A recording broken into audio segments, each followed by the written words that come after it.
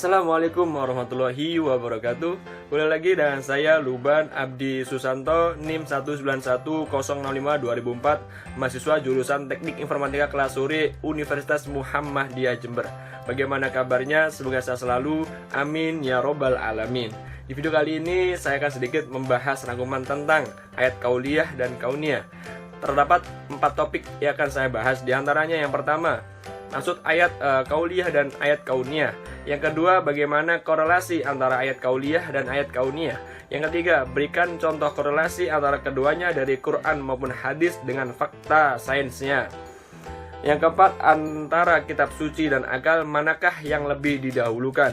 Pembuatan video ini untuk memenuhi tugas ke-11 dari mata kuliah Al-Islam Kemuhammadian keempat yang diampuh oleh Bapak Idris Mahmudi, SPDI, MPDI. Yuk langsung saja kita ke pembahasannya.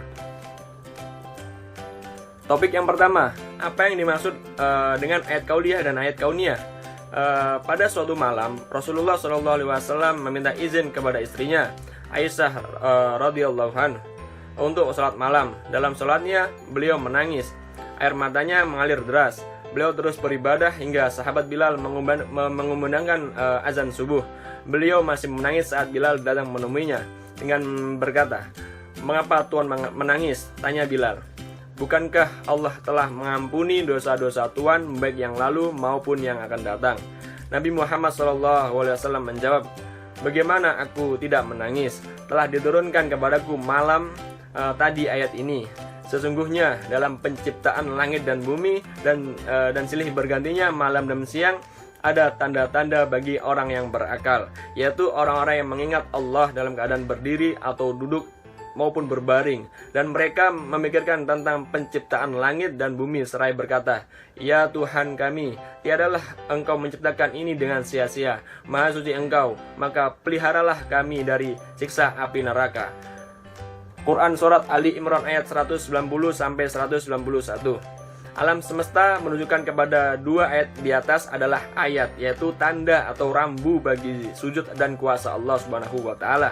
Sebagai ayat, alam semesta ini harus dibaca dan dipelajari hingga menimbulkan iman dan kekaguman yang makin besar kepada Al-Khaliq. Nabi Muhammad SAW pernah memberikan arahan agar manusia tidak memikirkan zat Allah, tetapi cukup merenungkan alam ciptaannya. Kata beliau, "Pikirkanlah ciptaan Allah dan jangan memikirkan zat Allah." Jadi ayat-ayat Allah itu ada 2 macam. Yang pertama, ayat-ayat berupa kitab suci yang bisa disebut dengan kauliyah. Yang kedua, ayat-ayat berupa alam semesta sebagai ciptaan Allah yang disebut dengan kauniyah. Menurut filsuf Muslim Ibnu Rushd, alam semesta justru merupakan ayat-ayat Allah yang pertama. Dikatakan demikian karena sebelum Allah Subhanahu wa taala menurunkan kitab Taurat, Injil dan Al-Qur'an, Allah telah menciptakan alam jagat raya ini. Karena alam adalah ayat, maka sebagaimana sepotong firman adalah ayat, maka sejengkal alam juga ayat. Sebagai ayat, alam ini selalu bergerak memenuhi tujuan penciptaan. Karena itu, penelitian terhadap alam juga kuat dapat mengantar manusia menemukan dan meyakini wujud Allah dan kuasanya. Sebagai ayat, alam ini juga mengandung hukum-hukum Allah yang dalam terminologi ayat Al-Quran dinamakan takdir dan sunatullah. Takdir merupakan hukum-hukum Allah yang diberlakukan pada alam fisik atau bisa disebut dengan makrokosmos. Sedangkan sunatullah merupakan hukum-hukum Allah untuk alam sosial yang disebut dengan mikrokosmos. Sebagai hukum Allah, keduanya, takdir maupun sunnatullah, mengandung kepastian dan determinasi. Manusia karenanya tidak mungkin dan tidak dapat melawannya. Topik yang kedua, bagaimana korelasi antara ayat kauliyah dan ayat kauniyah? Hubungan antara ayat kauliyah dan ayat kauniyah sangat erat sekali. Keterkaitannya terletak pada ayat-ayat kauniyah yang menjadi isyarat kebenaran dan pada ayat-ayat kauliyah. Dapat dikatakan ayat-ayat kauniyah merupakan pembuktian atas kebenaran yang ada di dalam Al-Quran atau ayat-ayat kauliyah. Adanya keterkaitan itu menunjukkan bahwasanya Allah Subhanahu wa taala Maha besar atas segala sesuatu. Topik yang ketiga, berikan contoh korelasi antara keduanya dari Quran maupun hadis dengan fakta sainsnya. Sudah pasti ada korelasi struktural, relasional, dan fungsional antara ayat-ayat kauliyah dan ayat-ayat kauniyah. Apa yang disebut hukum alam dalam ranah kajian ilmiah sebenarnya merupakan sunnatullah. Fakta sainsnya seperti sebuah benda yang dilempar ke atas lantas jatuh, yang dalam wilayah ilmu pengetahuan disebut hukum gravitasi. Sebenarnya itu merupakan sunnatullah. Tidak ada pertentangan antara ayat-ayat kauliyah dengan ayat-ayat kauniyah. Jika ada pertentangan antara keduanya, dapat ditenggarai bahwa kajian akal ilmiah empiris belum maksimal atau perlu ada kajian ulang, sehingga hasilnya sesuai dengan ayat-ayat kauliyah. Rasio dan wahyu tidak perlu dipertentangkan. Rasio atau akal adalah anugerah Allah Subhanahu wa Ta'ala kepada manusia yang semestinya dipakai oleh manusia untuk mengkaji, menyetujui, dan memahami secara sinergis ayat-ayat kauliyah dan ayat-ayat kauniyah. Yang keempat, antara kitab suci dan akal, manakah yang lebih didahulukan? Secara global, pendapat ini terbagi menjadi dua. Yang pertama, bahwa wahyu lebih didahulukan daripada akal. Pendapat yang kedua, akal lebih dikedepankan daripada wahyu.